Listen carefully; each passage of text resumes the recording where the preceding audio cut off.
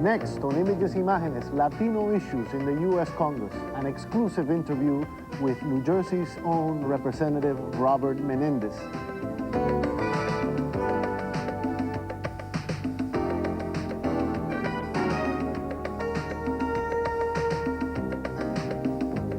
Saludos, welcome to Imágenes. I'm Miguel Perez.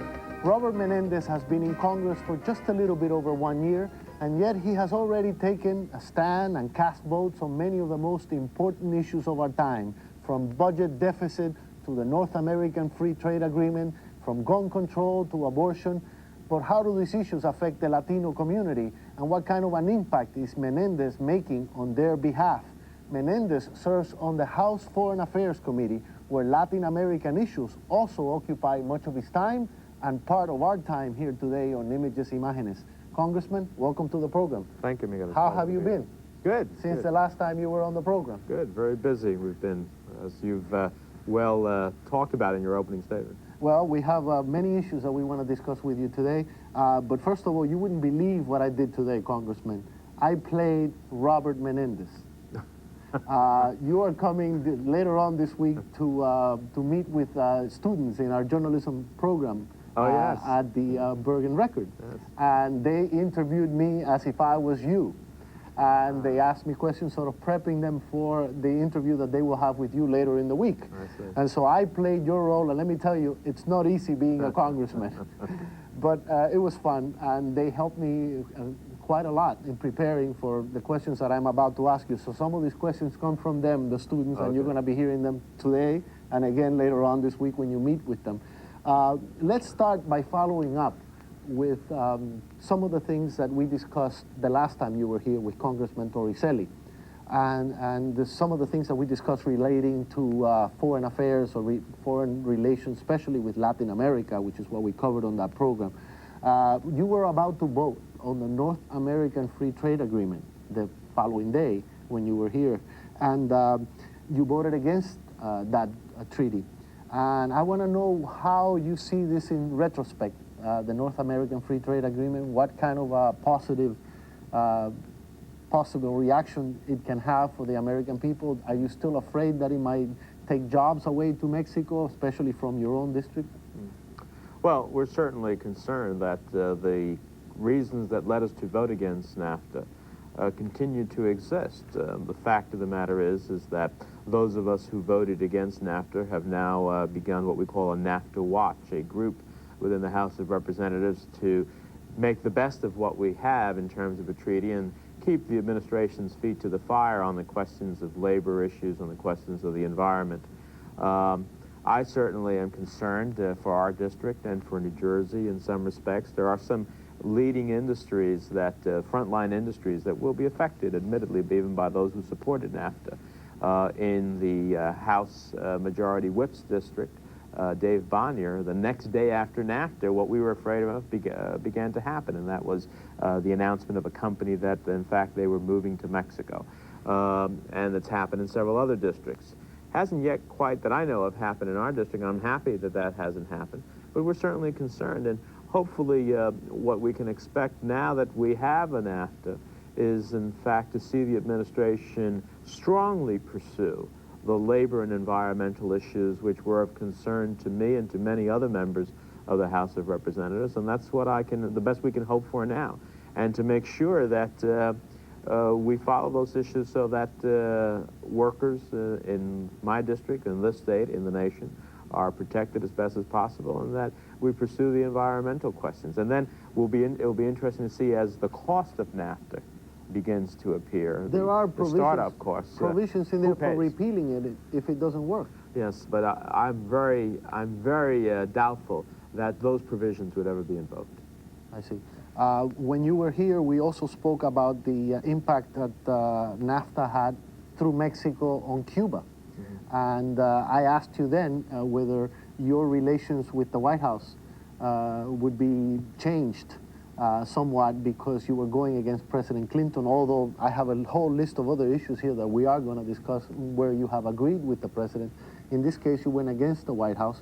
And a couple of days actually after you voted against NAFTA, NAFTA was approved, Bill Richardson, the congressman from New Mexico, who was very close to President Clinton on the NAFTA issue, went against you on the issue of Cuba. He had always supported the embargo, along with you and Congressman Torricelli and many others, the embargo of the Castro regime. But he flip-flopped, and he went with Charlie Rangel and Jose Serrano and many others who want to lift the embargo.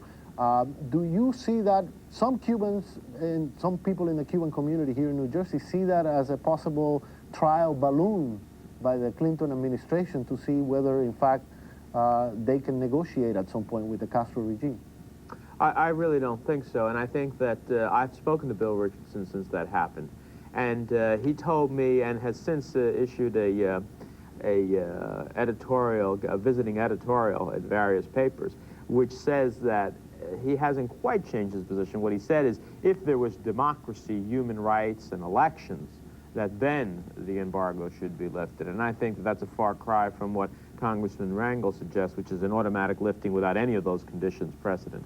So I think that's not the case. I think he was upset because several members of Congress who happen to be Americans of Cuban descent didn't vote for NAFTA.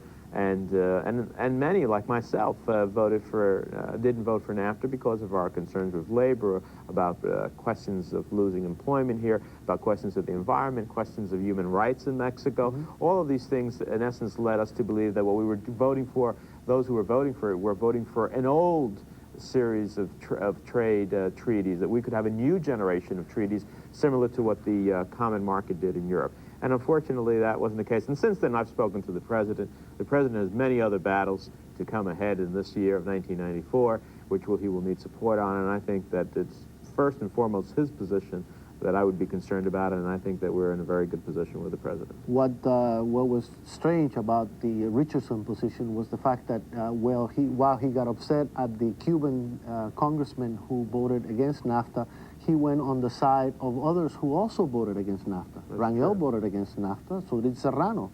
So that it didn't make much sense in that regard. But in any case, what do you foresee happening with Mexico and NAFTA? Will the Castro government benefit because of NAFTA? Well, certainly Mexico has permitted, or prior to NAFTA, the Cuban government to purchase goods and services via Mexico by front companies that are set up as supposedly Mexican companies, but they're really Cuban companies, and transship them through Mexico to Cuba in violation of U.S. law. And it seems to me that one of the collateral concerns we had on NAFTA was that, in fact, if you had a free trade agreement, that it would be easier to accomplish. Mm-hmm. And so to some extent, that may very well be the case. That is one of the things that we're asking the State Department to keep focused on, so that we, in fact, don't end up facilitating the violation of U.S. law and U.S. policy. Mm-hmm. What we want to do here today is basically concern ourselves with what Latinos are doing, the Hispanic Congressional Caucus is doing in Washington for our community, what some of those main issues that you as a group are dealing with. And in that case, I see that you agree, most of you agree on many of the issues with the President. The Brady bill, for example, the budget deficit reduction package, many other major bills that went through Congress during the last year. I mentioned the introduction that you have actually voted on many of the most important issues of our time, including abortion, and you name it. And I want to go through some of those and get a brief response from you on some of those major issues that you've had to deal with. Somalia, for example. You agreed with the President that troops should be removed by the end of March.